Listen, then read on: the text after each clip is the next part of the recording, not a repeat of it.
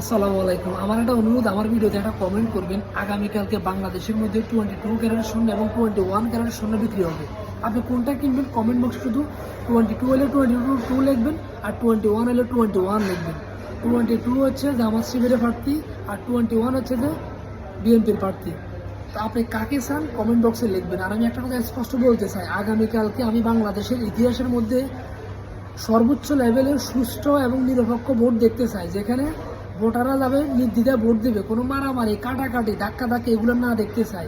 যদি এখানে ডক্টর ইউনূস কালকে সঠিক সুস্থ এবং নিরপেক্ষ যদি ভোট অংশগ্রহণ না করতে পারে ভোটাররা, আমি মনে করবো ডক্টর ইউনূস একজন ব্যর্থ।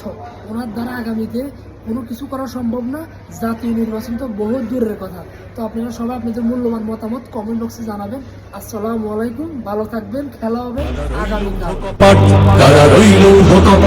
ভেঙে ফেলে কর্ণে